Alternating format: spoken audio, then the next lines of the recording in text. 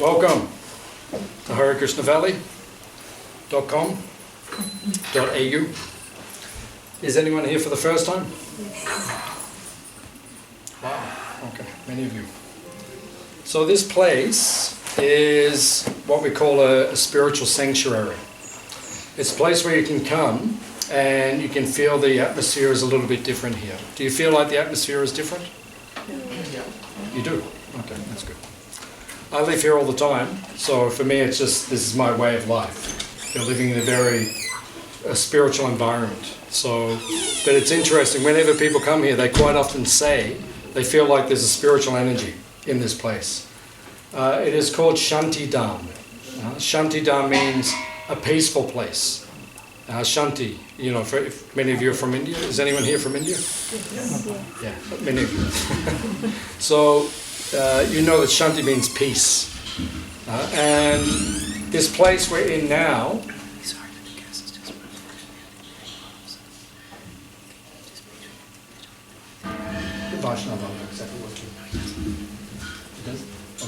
just give me 1 second.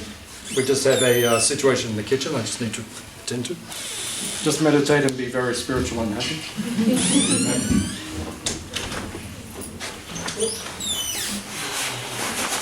You know what to do? Yeah, he knows. Right, you know right now? Okay. Huh? We have a wrench problem. Really? Is your wrench problem solved?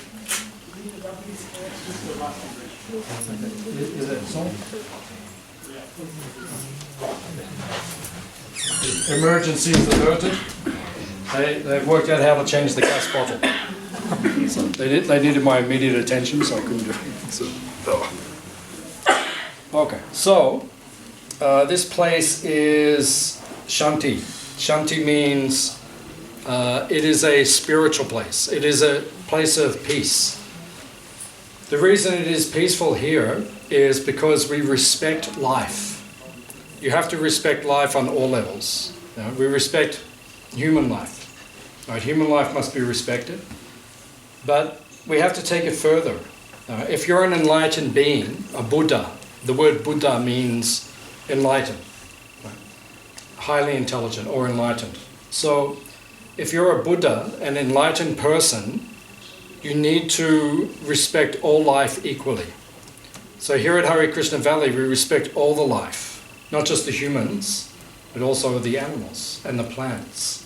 So after lunch, you can come and meet the holy cows who live here. We have 29 holy cows and bulls who live here at Hare Krishna Valley with us. Would you like to meet them after lunch?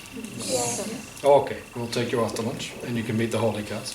So they are protected.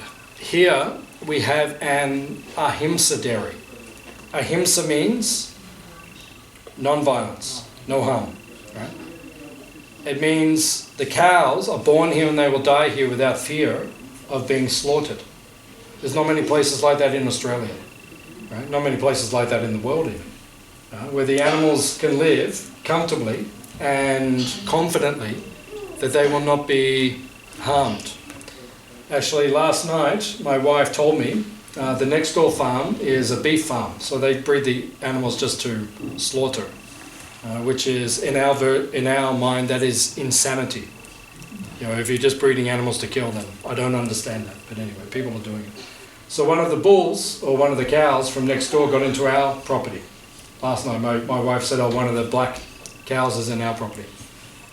So she said, should we tell the neighbour that one of his cows there? I said, no, just let it stay. Because it's safe here. If he finds it, sure, he can take it back, but I'm not going to let him know.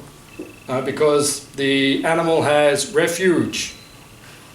This place is a place of refuge, right? If you have problems in your life, you come here, you will feel refuge. You will feel it is a sanctuary, a place that you can be peaceful. Even the flies here are peaceful. Right? They're quite annoying, but they're peaceful. So when you come here, it is a peaceful place. It is a place where you don't have to worry. And actually, the whole world can be like this. At this point in time, the world is tense and is full of anxiety. And you see this conflict? And the conflict is based on avidya. What does avidya mean? What is it? Ignorance. Yeah, ignorance. It's based on ignorance. If people have conflict, that means there's ignorance involved. Just like you see India and Pakistan now. Right, starting to have it's all ignorance. What's the problem? Right? You're Muslim, I'm Hindu, and now let's fight. What does that even mean? Yeah, I know people who are Muslim, I don't have any problem. You can be whatever you want to be. So, at this point in time, we're seeing this effect in the world. So that places like this exist to show us the example of how to be peaceful. So that's why it is a shanti dham. It means a peaceful place. You can come here, you will feel peaceful. Right? If it doesn't work, we'll give your money back. Right? Because it is peaceful here, guaranteed. You'll experience something. So, today is a very important day. What is today? Mother's Day. And Nrsimha Chaturdasi. So there's two occasions simultaneously on the same day. One is called Mother's Day, and the other one is called Nrsimha Chaturdasi. So I'm going to speak about both of the days. Hands up if you know what Mother's Day is. Yeah, so most of you. Hands up if you know what Nrsimha Chaturdasi is. No, only a few of you. Okay, so which one should we speak first? I think I'll start Mother's Day first, because more people know what that is. So it's interesting because I don't know why is today Mother's Day? Is there a reason? Does anyone know? No, I'm not sure. Just like in the West we have Christmas Day. So what is Christmas Day? It's the day that Christ was born. It's not the actual day though. People have told me it's actually later. It's a month or so after that, but for some reason it's Christmas Day. But then what's happened now with Christmas Day, it's just become a commercial enterprise. People aren't primarily focused on Jesus. That's his birthday and he is our guru. Jesus is our guru. So people aren't focused on that so much in the world. They're more focused on it's Christmas Day. So every year I go to India, and then when I'm flying back at the beginning of December, Singapore airport is full of Christmas trees and all these things, because it's just a commercial enterprise now. Oh, by the way, it's Jesus' birthday. Please buy me a pair of Birkenstocks. What's the connection? Why am I getting Birkenstocks? Because it's Jesus' birthday. It doesn't even make sense. Right? But everyone's confused now. It's become materialistic. So Mother's Day, maybe it's something like that, I'm not sure, because I'm not sure why they chose this particular day. But it's become a commercial thing, where people make money. And it's a good business, Mother's Day. If you're a florist, and quite often florists, they run into debt through the year. And then when it comes to Valentine's Day and Mother's Day, they recoup their debt, because everyone goes and buys flowers. So in our culture, we also celebrate the mother, but in our culture, the Vedic culture, the ancient culture from India, we have 7 mothers. So who are the 7 mothers? If you get the 7 mothers, you get a free dessert today. Cow. The cow, very good. Mother. Earth. The earth, very good, very good. Yeah. What else? Water. Nature. Water. Yeah, that's not one of them, but that's okay. It's a good guess. Nature. Nature, the earth. So we've got the earth, we've got the cow. What are the other 5? Air. Land. What about the universe? The universe? We could say that, but we're just talking about the earth. Yeah, the earth's counter. Air. Air, part of the earth. Part of the earth. So yeah. What is it? Guru's wife. Very good. The guru's wife. All right. The guru's wife. Yep. 4 more. The birth mother. The birth mother. Your biological mother. Yeah. That's the first one. Your mother is your mother. Ah. Your mother is your mother. So we've got your mother, the earth, the cow, the wife of the guru, 3 more. Radharani. Radharani, she's the original mother, but yeah, she's not one of the 7, but yeah, she's the original mother. So we have your biological mother, the earth, the cow, the wife of the guru, the wife of the brahmana. Brahmana means a holy person, a spiritual person, like that. So she's also the wife of the king, Rajapatni, which means the king's wife. So who's our king?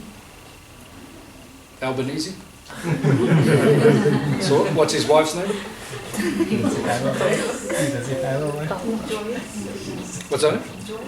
I don't know. So write her a note today. Say happy birthday, Joyce. I don't even know if that's her name. But. So you have the wife of the king, the wife of the guru, the wife of the brahmana, the cow, the earth, your biological mother, and the datri. Datri means wet nurse.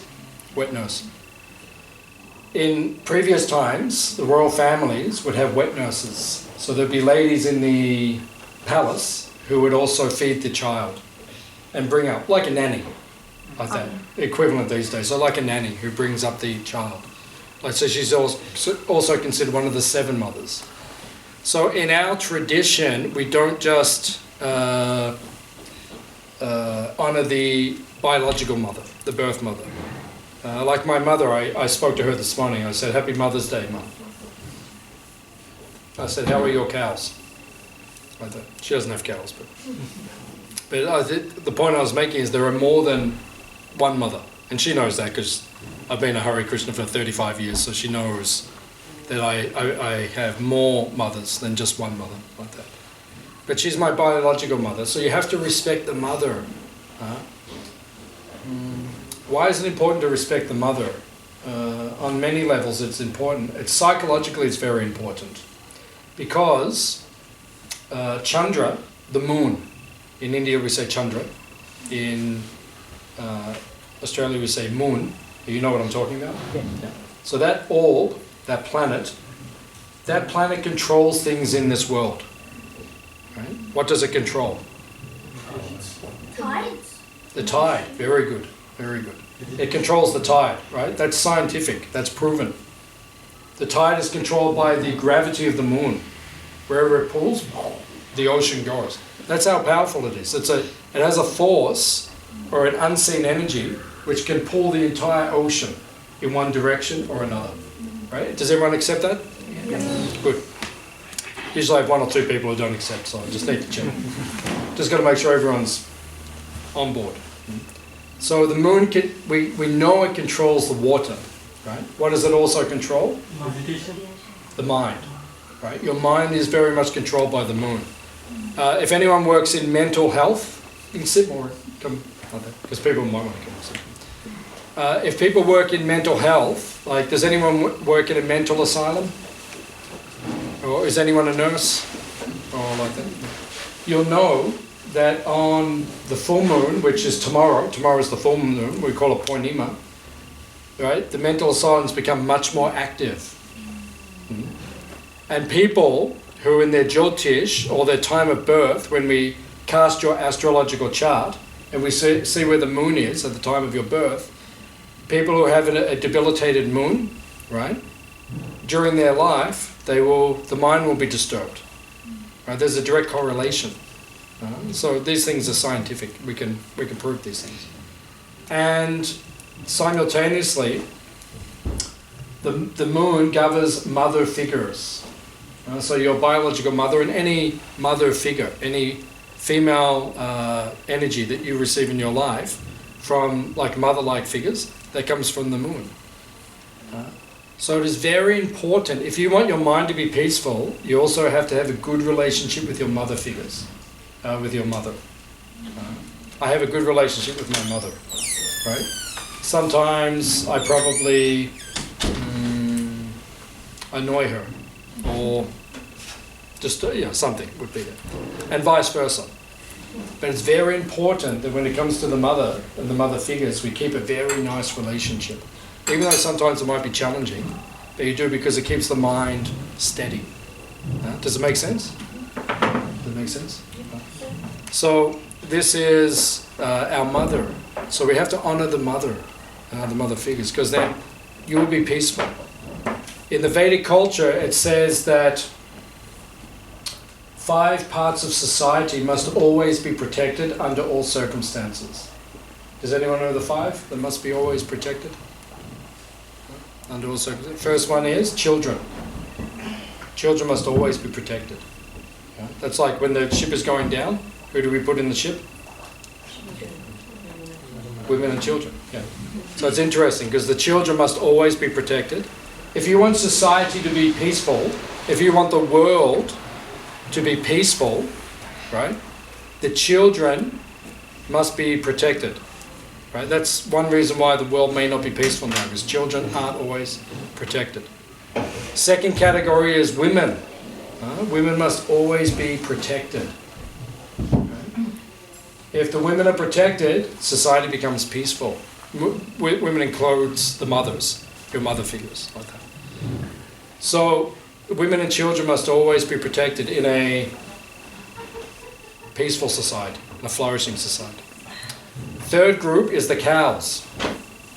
You must always protect cows. If society doesn't protect cows, humans cannot be peaceful unless cows are peaceful. Hands up if you believe that. Yeah, many people do. Many people do. If you don't protect cows, you will not be peaceful. I guarantee it. And that's why there's wars on the earth right now. Because people don't protect the cows and then they want peace. You can't have it. You have to pay. If you want peace, you have to pay the price. What is the price? You have to protect the citizens of the earth, which means the cows as well, all the animals. So, women, children, cows, old people, elderly people, they need to be protected. In Papua New Guinea, if you go out into the tribes in the mountains, I've heard that sometimes the old people, they roll them off the roof and then they crash and then they have them as a feast. That's what they call the Sunday feast. It's different to the Sunday feast we have here. Right? Ours is vegetarian. We don't get the old people and roll them off the roof. It's not a good practice. Not good. You have to protect the elderly. So these 4, right? The children, the women, the cows, the elderly, and the holy people. But it means they have to be genuine holy people. Just like we got a new pope last week. Right? New pope. And the world is interested. People are interested in holy people, actually. But they have to be genuinely holy people. Right? Who practice the true teachings of the ancient teaching, the scriptures. If they follow, then we offer them great respect.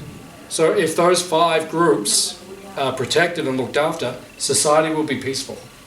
But if you neglect any of them, society will not be peaceful. So today is Mother's Day, so you have to look after the mother. The first one is the biological mother. Second one is the cow. We already spoke. You have to look after. The third one is the earth. You have to look after the earth. Is the earth being looked after now? Not very well. The ancient Indians, the American Indians, they have a saying, do not make any decision which will negatively impact 7 generations of your tribe. And what are our governments doing now? They're making decisions which impact this generation. Right? They're destroying the earth in front of our eyes. What's the biggest problem we have on the earth right now? Rubbish. Climate? Global. Rubbish, global warming, all these things. Yeah, it's true. All these things are the biggest problem. You know what the biggest problem is? Of all? It's soil degradation. That's the number one problem. They're not talking about it in the mass media at the moment, but it's the biggest problem we have on the earth right now, because we're not looking after the earth. And then what happens, you'll see, even in 10 years from now, you'll see there will be food shortages. Because if you don't look after the earth, she can't grow food for you. Okay? Have you ever thought about that? You know, we just do it now, we have this monoculture, you know, where we just have like we smash down all the trees. Why is the earth heating up? Because we cut down too many trees. That's why the earth is heating up, right? Because what did the trees do? They stop radiation, right? When the sun hits the earth, it's very hot, right? But if it hits the trees stop the heat. If you go under the trees even on a hot day, it's cooler. Right? It's cooler. We all know. So it's cooler. They're stopping the radiation hitting, and then the temperature is not rising so much. But because we knock down so many trees, that's why global warming is happening. There's nothing to stop the sun's energy. It's impacting. So now we cut down all the trees, and we just have large monoculture, like thousands of acres of land where we're growing things. But if you grow like that, you can't regenerate the soil properly. So each time you grow a crop, the soil is becoming less nutritious. And where do the nutrients come from in our food? Right, in the vegetables. It comes from the earth. Right? And now because we're taking all the minerals and the soil levels are not as healthy as they were previously, the food is becoming less nutritious. And it will get to a point, even we'll see in the next 10 years, it'll be harder to grow food because the food needs to regenerate. And what's the best thing for the soil? To regenerate the soil? Very good. Yeah, it's cow dung. Yeah, it's manure from the cows. Yeah. That's why here at Hare Krishna Valley we let our cows just roam everywhere, right? And they just pass their dung, which is full of nutrients. And then when you grow the food, it just regenerates. And there's so much nutrient within the soil. Right? So we have 7 mothers. So you have to look after the cow, you have to look after the earth, you have to look after your mother, and you have to respect the wife of the king, Rajapatni. So that's Albanese's wife. You have to respect her. What about Charles' wife? Charles' wife? Camilla.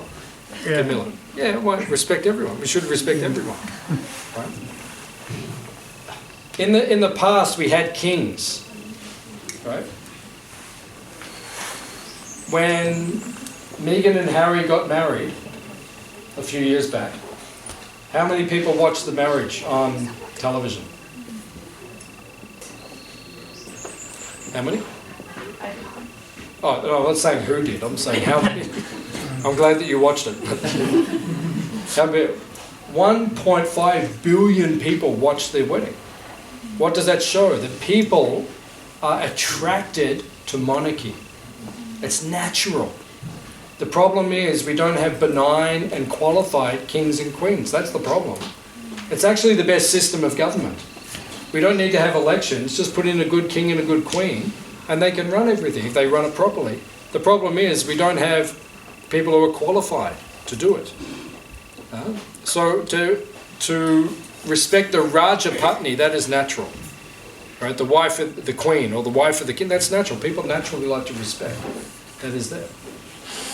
And then the Guru Patni and the Brahmana Patni means the wife of the Guru, the wife of the holy person. You should respect them properly as well. So these things should be there. And then finally, the 7th mother. What was the 7th mother? Datri. Datri means the wet nurse or the nanny, like that. We should offer her respect because she would bring up the children also. So today is Mother's Day. So thank you all for coming for Mother's Day.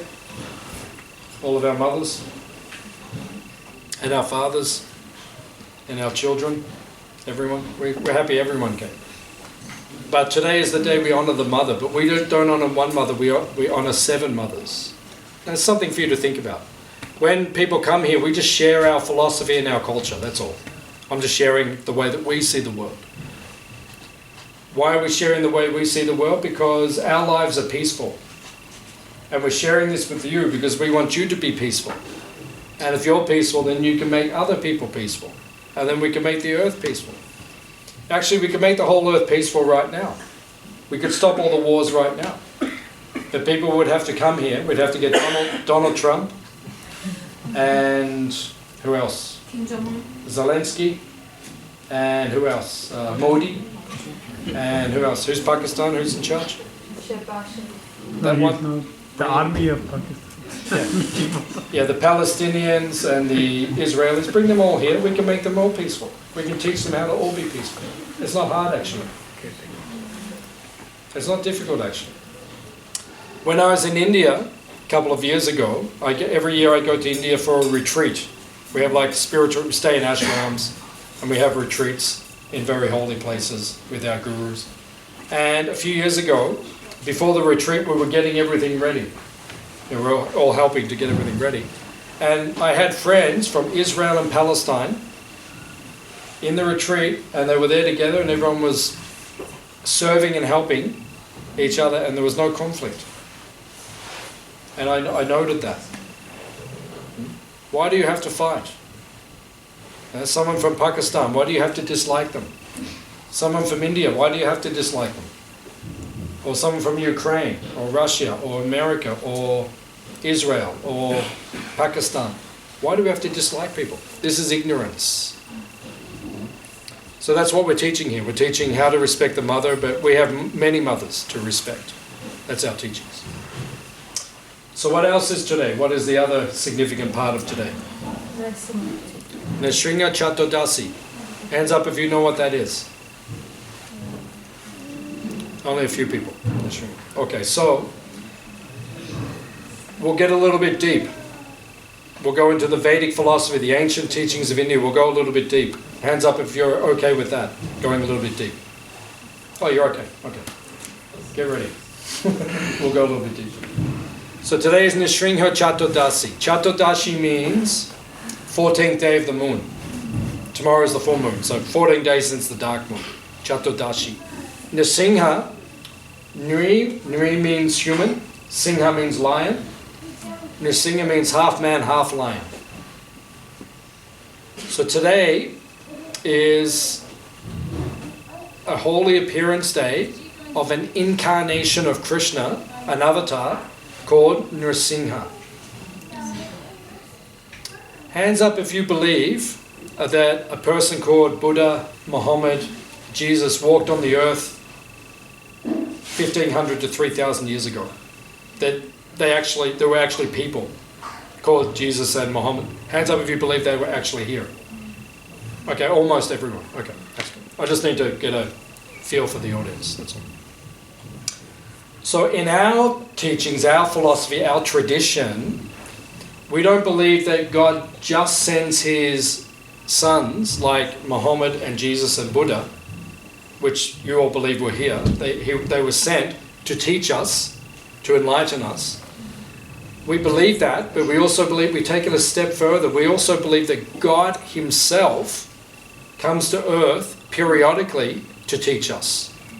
So 5,000 years ago, Krishna himself, God himself, came to earth to teach us. And he spoke the Bhaktivedanta, which is our main book, right? Which is still famous all over the world. This is a very famous book. Bhaktivedanta literally means Song of God. God himself spoke. That's what we believe. So, in our tradition, we understand that the original form of God is Krishna. Who is Krishna? For those who don't know, he's the bluish person in the pictures. We believe God, his original form, is a bluish cowherd boy. Right? He looks after cows. You see in the pictures, he has cows with him. Right? He's young, bluish. Why is he blue? Because what color is the sky? What color? Very good. Very good. You get a free dessert today. Very good. So the sky is blue. What happens when the sky is blue? The reflection of the water is also blue. What's that? The reflection in the water is blue as well. Is that why the sky is blue? Oh, No. But what happens when the sky is blue? it's clear. Right. You're happy. Nice one. You're happy. It makes you feel happy. People aren't... You go to places where the sun's out all the time. People are happy. Have you been to Bali? Seriously, have you been to Bali? Yes. Have you met Balinese people who are unhappy? Have you ever met a depressed Balinese person? Right? Now, okay, so why is that? Because the sky is blue. And when you see blue sky, you become happy. Right? Now, take that as one example. Now, take Melbourne as another example. Right? Half the time blue, half the time not. Right? And people are about 50-50. It's actually true. I've seen it because I was a monk for 8 years, and my prime vocation while I was a monk, I would be on the streets of Melbourne and other cities in the world, and I was selling books like this, Bhagavad Gita. So as a monk, we'd go into the streets and people would come and would say, "Excuse me, are you from Melbourne or out of town?" They'd say, "From Melbourne." I'd say, "Fantastic, you get one of these." And they'd say, "I'm from another place." I'd say, "Fantastic, you get one of these."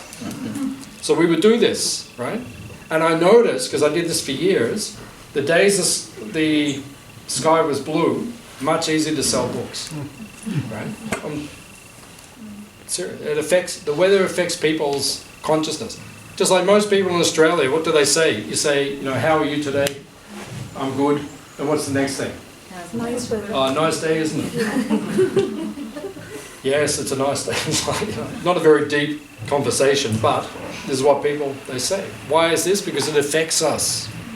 So sometimes people ask, why is God blue? Why is he? Because he's happy. And when you see him, you will also be happy. He's the original form of God. Right? He's a blue cowherd boy. Right? He has picnics with his friends and feeds peacocks. He dances with his friends in the forest. He tends his cows. Does it sound like a nice life? Sounds like it. So we can teach you how to get there. Right? We can teach you how to go. Because we don't want to live here forever.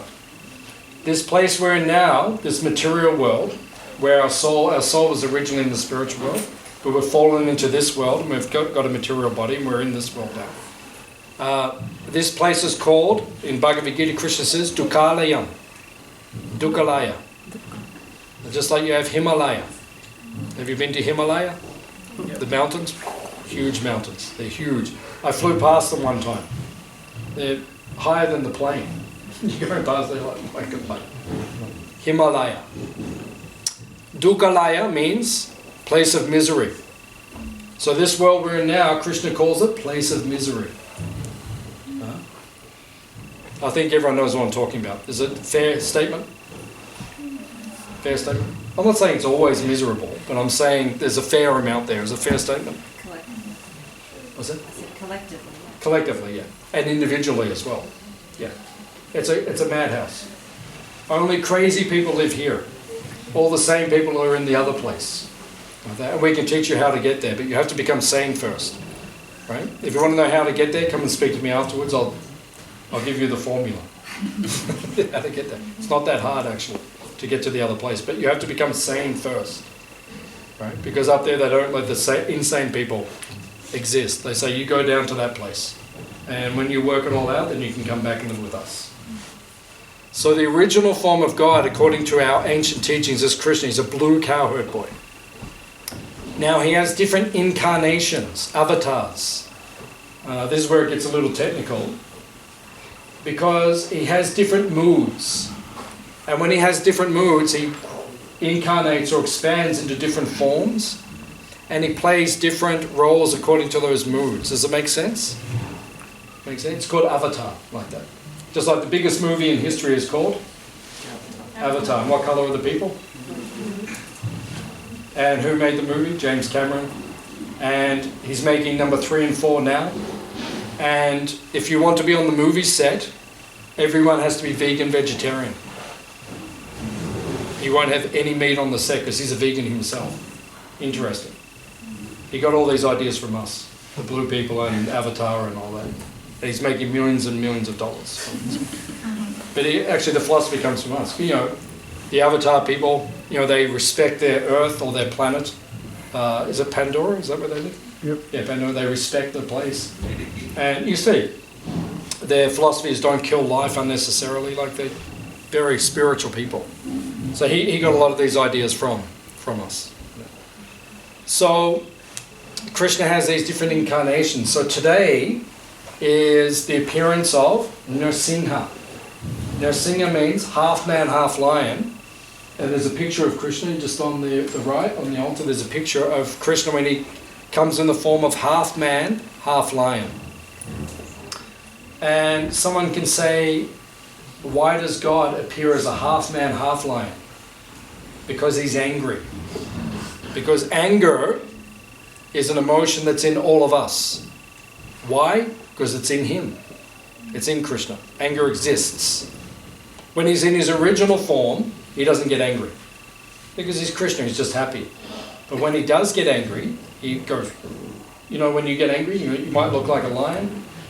So he literally becomes half man, half lion. He goes, it's called Nrsimha. He literally becomes like that. Now the question is, why does he get angry? Right? He gets angry because when his devotees, like people like us who dedicate our life to him, holy people, when they are threatened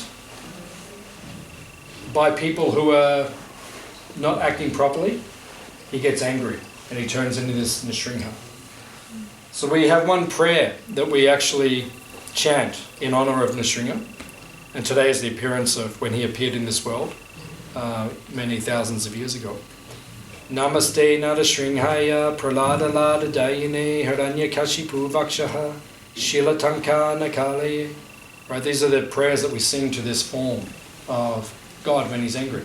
And if we feel in our lives we're threatened, we chant this mantra and he protects us. Right? Does it make sense? Yeah, it works. Because for many, many years I've chanted. Have you seen the Hare Krishnas chanting in the streets around the world? Yeah. So we do that. So I've done that for many years. I've chanted all around the world. I've chanted underneath the Eiffel Tower. I've chanted all through Fiji, Malaysia, just all over the world we've chanted. Australia. So sometimes people threaten us. You know, people a little bit crazy or a little bit aggressive or something. So one time we were chanting on the streets and one man came up and he was being aggressive. He was trying to intimidate us. So we started chanting this mantra. Namaste Nrsimhaya. You know, we call Krishna. Protect us. In your half man, half lion form. And this actually happened. The man, he kind of started looking bewildered and he just walked away. Right? Even though he was aggressive,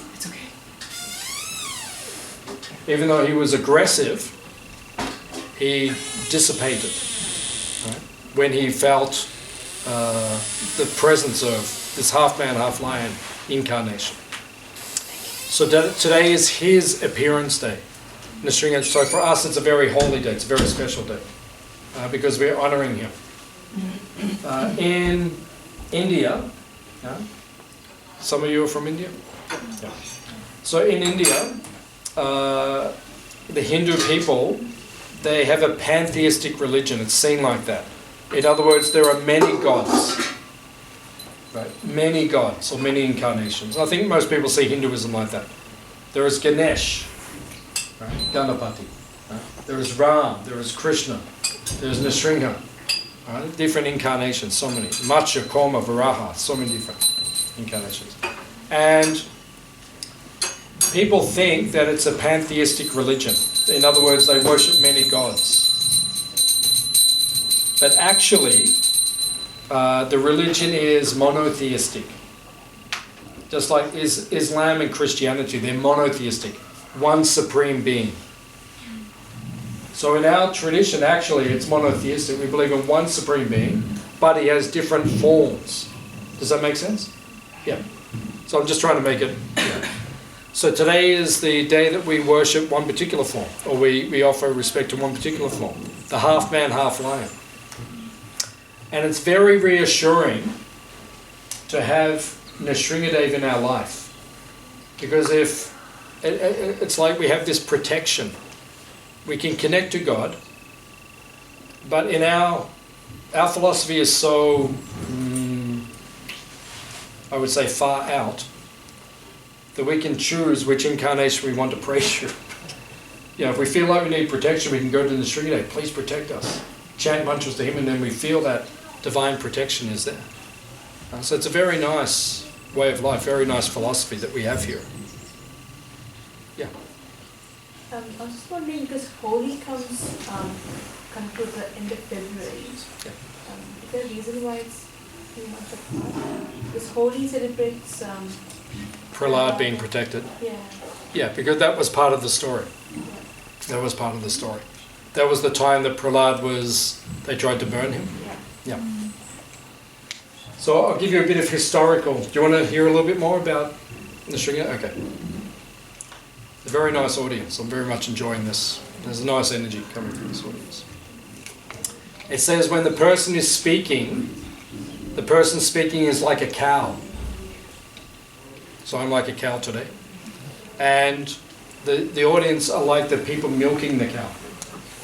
So if you milk nicely, more milk will come. So I'll give more milk because I feel like it's a nice audience.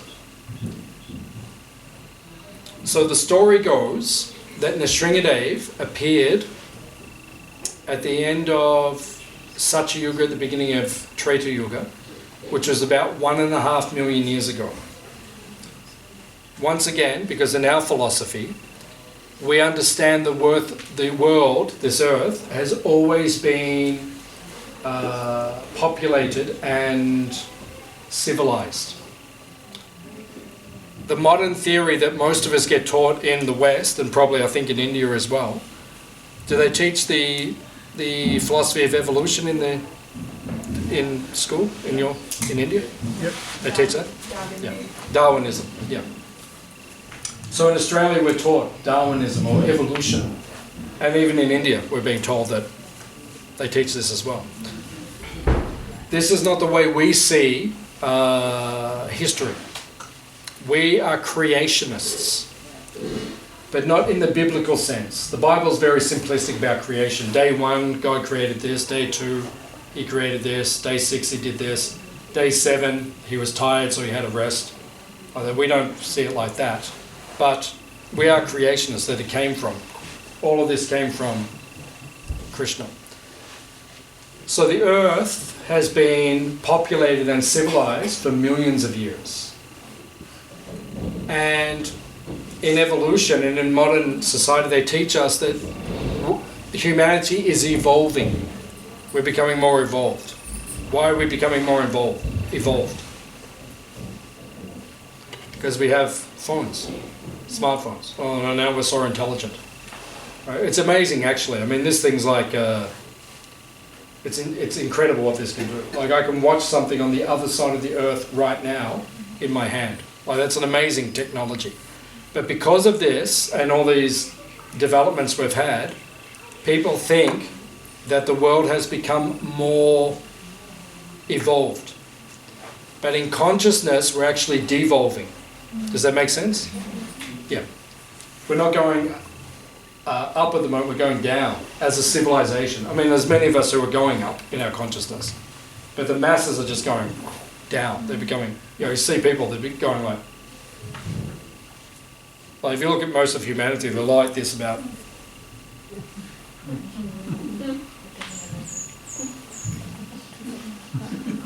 Yeah, you get on public transport now, like people don't even talk, they're just like. That's not even normal. That's socially devolved. We can't even talk to people anymore. Sometimes I hear people in public say, "Oh, I think they're going to talk to me." Like that. I've actually heard people say that. We've become devolved instead of evolved.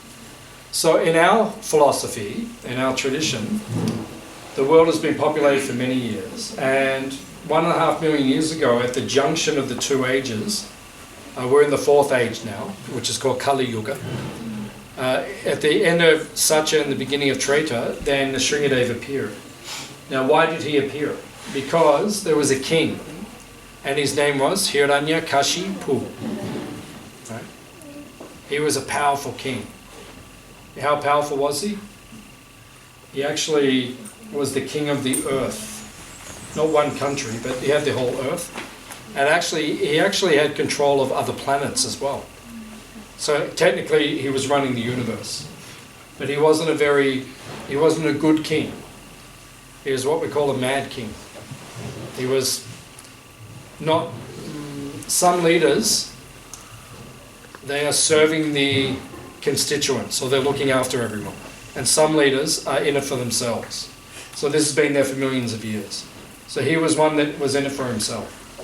And he wanted his son, he had a son whose name was Prahlad, which some of you know. And Prahlad was a saint. He's a beautiful boy. He was very spiritual boy. And Hiranyakashipu said to him one time, he came home from school, 5 years old, sat on his lap. He said, "What did you learn at school?" He said, "I learned the best thing to do with my life is to serve Krishna, to serve God." Hiranyakashipu, who was an atheist, he was terrified. What's happening with my son?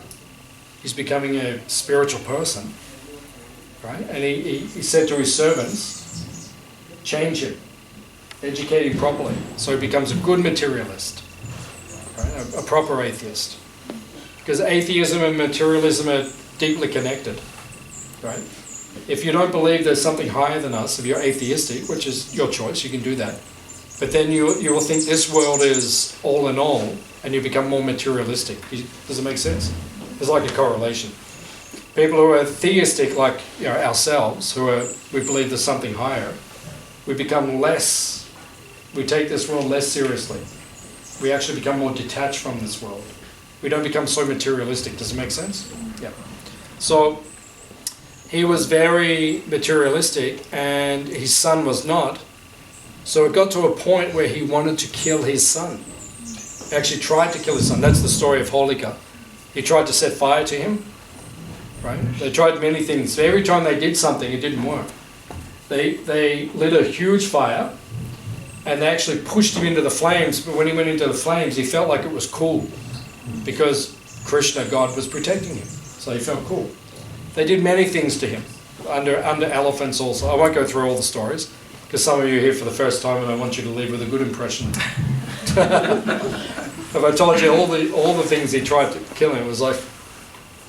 But then again, it probably wouldn't make a difference, because you see a lot of crazy stuff in the news these days. Like people doing terrible things to each other. So just think like that. It's the same crazy stuff.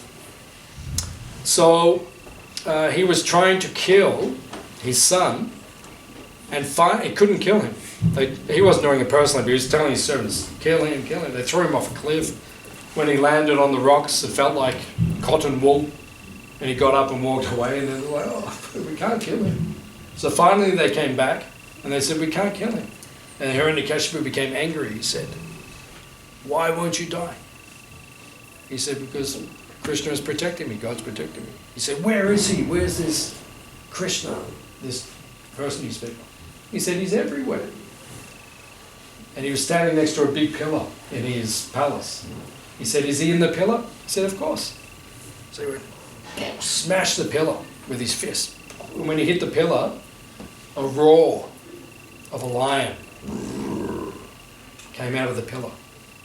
And then he looked. And suddenly, this half man, half lion, stepped out of the pillar. And the Sringadev, God himself, came in this form, and he said, "Don't touch my devotee, my boy. Your son is a saint." And he said, "You cannot instruct me. I am the king of the universe," which he was. So then a fight ensued. It's like every movie you see, it ends in a big battle. Yeah, so same thing, big fight. It actually started at midday. So today it would have started about a couple of hours ago, right? And it went all the way to dusk, because Hiranyakashipu, this king, he had a benediction that he could not die in the day or the night. He got these blessings. So if you can't kill someone in the day or the night, it means you can't kill them. It said he could not be killed by an animal or by a man, which means basically no one can kill you. It says he cannot be killed in the sky or on the earth. So we can't kill you. It said he cannot be killed by anything living or dead.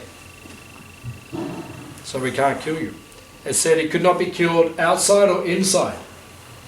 So he thought he had everything covered. But there's one person smarter than us. His name is? Krishna. Yeah, God. God's a little bit more intelligent than us. Have you noticed? Yeah. How much more intelligent? A lot more. Yeah, a little bit more.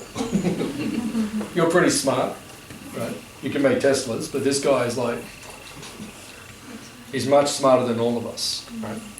So Even if you're a scientist and you can discover all the microbes in the ocean, still one person is more intelligent than us. His name is?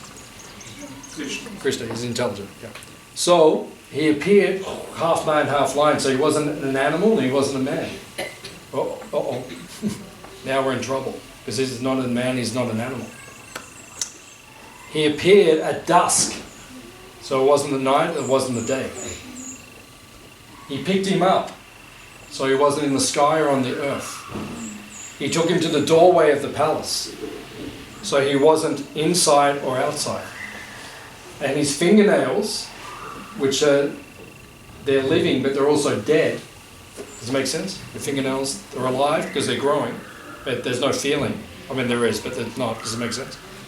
Something living and dead. So all the benedictions he had where he could not die, Krishna took care of all of them. With his fingernails, he took care of him. Krishna's like us. He doesn't like killing people. Right? He doesn't like war. He likes peace. But if you're going to attack someone who is dear to him, then he will change his mood. Just like us here at Hare Krishna Valley, we're very peaceful. But if someone comes in now and starts attacking you, we will not be peaceful anymore. You'll see a very different part of our personality come out, because we will defend, we'll protect you. So God is like that. He doesn't like to fight, but if you're going to mistreat his devotees, children, then he will become angry like that. So that's how Nrsimha Day. So today is that day where he appeared 1.5 million years ago. How do you like this stuff that we talk about? Is it cool? Or? Yeah. Oh, that's good. Because we actually believe all this stuff. We actually believe these things. You know, we worship a God who's half man, half lion and protects and this is how we... But we are peaceful. We are happy. So maybe there's a correlation. So Prabhupada, who was our guru, the guru of the Hare Krishna movement, he said, just try it. Just try what we're teaching, what we're practicing, our philosophy. Just try it for it. He said, if it works, then you'll also find great happiness and peace in your life. And if it doesn't work, you didn't lose anything. You had a nice week. You're living like a Hare Krishna for a week. Like that. That's good. And if it doesn't work, that's good. You still had a good week. Our lives are good. We live in nice places. Right? We eat nice food. We have nice friends. Our lives are very nice. So you can try it if you like, you can also try it. So I'll stop here for today. I'll ask if there are any questions or any comments on anything that we've discussed today.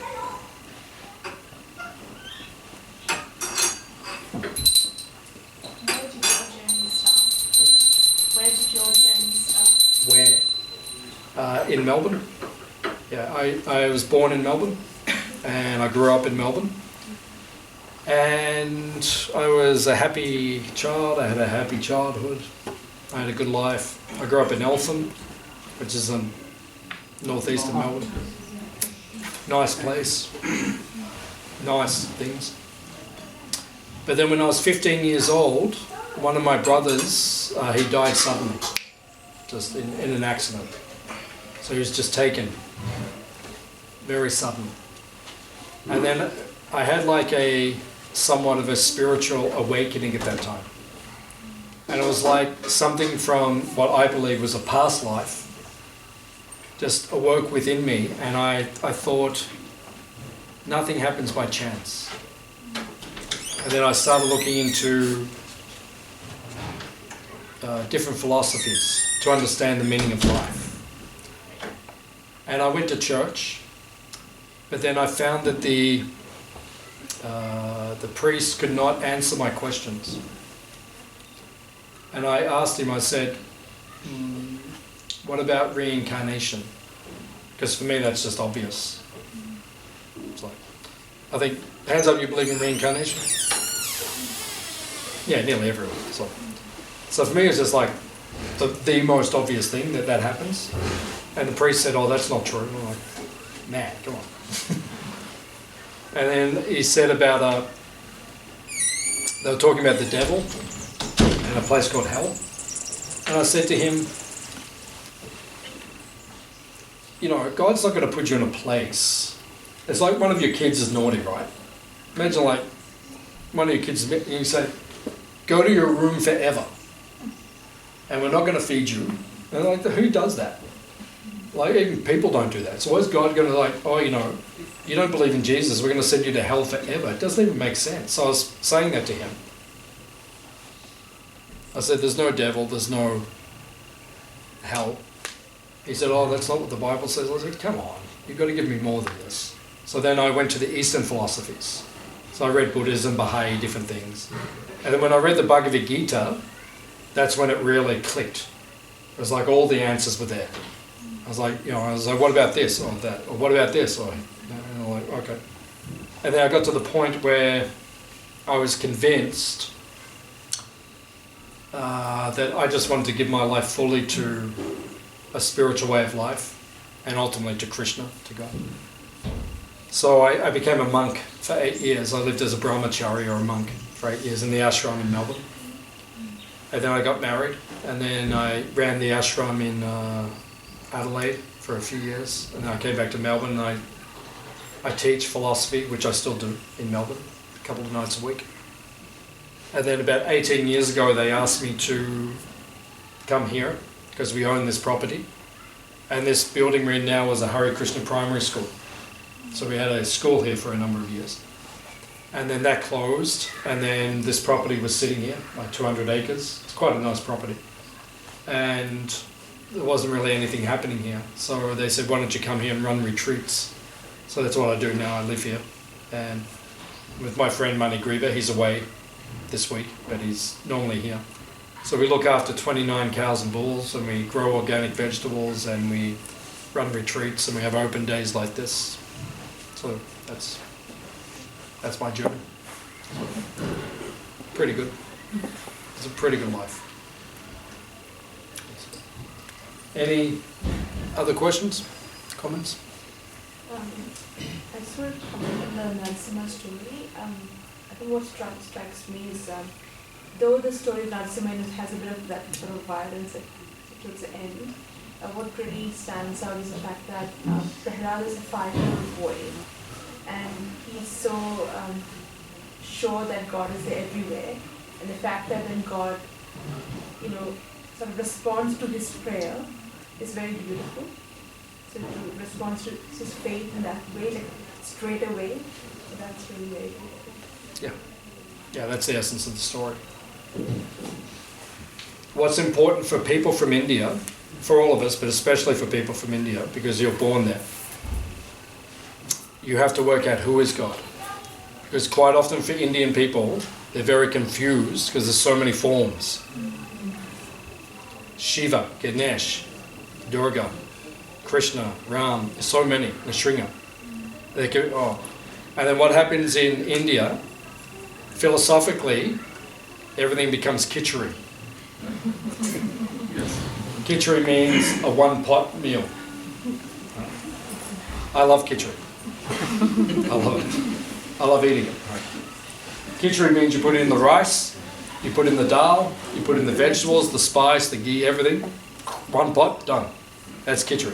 But unfortunately, in India, a lot of the Hindu philosophy has become khichdi. You just throw in Krishna, Durga, Shiva, just throw them all in the pot, wind them up. Everyone is God. Everything is God. You are God, I am God, everything is God. Okay, we are all God. Okay. Okay? Okay. No, but that's not true. Because if you read the Bhagavatam, or you read the Vedas, it doesn't say that. Ete chamsa kala pumsa Krishnas tu Bhagavan swayam. The original form of God, just like if it's someone's birthday, we light the candles on the cake. So I'm 55,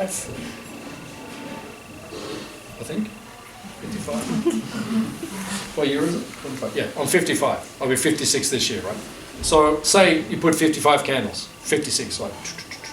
So one candle lights all the candles, and all the candles burn the same brightness. But one candle was original, which all the other candles came from. So in the Bhagavatam, in the Vedas, it teaches us that the original form of God is Krishna, the bluish cowherd boy. And he ignites the other forms, or the others come from him. He is avatari, which means the source of the avatars.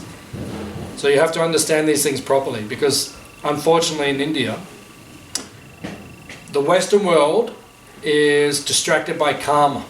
Karma means material desires. Like why do all you Indian people, why'd you come to Australia? Because it's like swaga. It's like heaven. It's like here, everything works. You know, like Indian people ring me on the phone all the time, and they go, hello, and I say hello, and then they go, hello.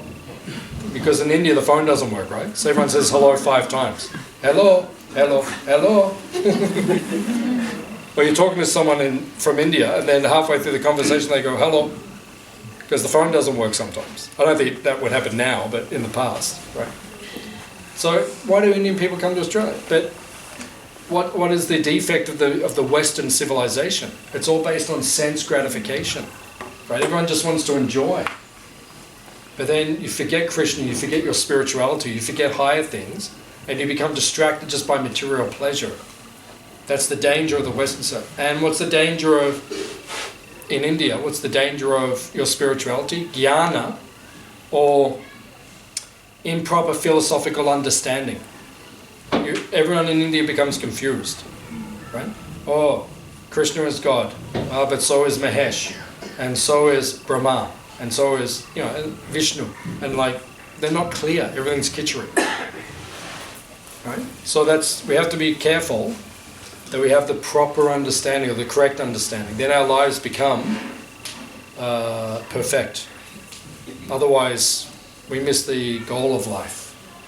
And then we have to be born again in this world, samsara chakra. We've had so many lives, but we could have another one. And you don't really want to be born again, because the world's about to get really crazy. Well, if you think it's crazy now, next 10 years it goes to another level. Right? So, better that we just break the cycle of birth and death and go back to stay with Krishna.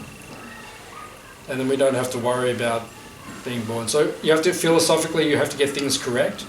And the way you live, you shouldn't be too distracted by material things. Is that okay? What was your question again? No. You're just saying about the the nice things that you got out of it. Yeah, the nice stories. It's a nice story, but you also have to understand it philosophically. You have to understand it properly. Otherwise, it just becomes a little sentimental. Oh, it's a nice story. It is. It's a beautiful story. But we have to understand it correctly. Any other questions?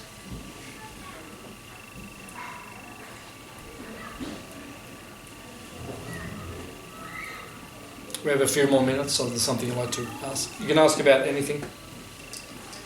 About the meaning of life, the universe, everything. I have a question about the Gita. How do you know which Gita to read? There's so many books on the Gita. How do you choose? I would recommend this one. It's called Bhagavad Gita as it is. Because Prabhupada, who's the founder of the Hare Krishna movement, he is not adulterating the message. There's 600 translations of Bhagavad Gita in English. Right? Can you speak to the Paramhansa Yoga? Can you speak to Paramhansa Yogananda? Can what? Paramhansa? Yeah. Well done. He has A version. Yeah. Ramakrishna, everyone has a version. Yeah. But did they let Krishna speak for himself? Or have they made the commentary obscure? This commentary is not obscure. What is the proof? This commentary, which is by far the biggest selling version of Bhagavad Gita on the earth by millions of copies, like millions of copies more than any other copy, it has changed the life of many people, like profoundly. Whereas the watered down versions, the obscure, like the Bible's not even the Bible anymore. Like reincarnation has been taken out of the Bible. In the 3rd century, Constantine, they removed. So it's not even the pure message anymore. And when you adulterate something or you water it down, it loses its potency, like medicine. If you water it down too much, then it doesn't have the effect. So, the Bhagavad Gita is very powerful, and it will change your life. It will complete your life. It will eradicate your ignorance, but you have to get the pure message. Like that. So I would recommend that version, which we have in our shop. We have a shop just at the back, so if you want, you can go, and Edmund, who is our shopkeeper, just go and speak to him, and he'll give you a very special deal on the Bhagavad Gita today.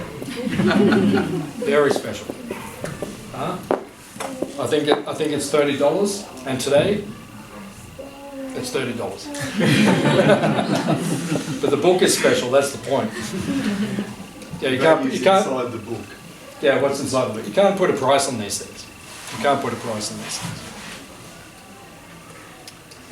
So it's important that we get the message, and that's what we do here at Hare Krishna Valley. We don't water things down.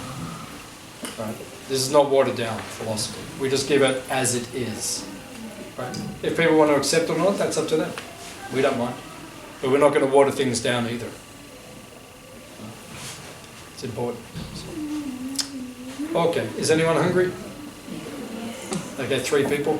So for those who are hungry, well, the rest of you just looked, you didn't say it.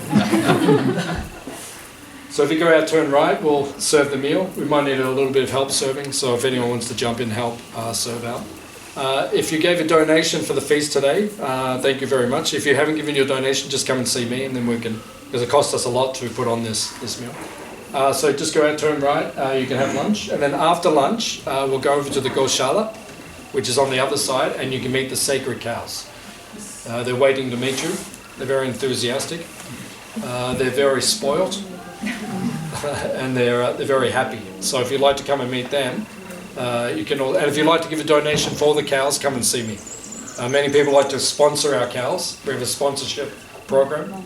So if you'd like to sponsor, just come and see me. So thank you all for coming. Hare Krishna. Hare Krishna. Please come again.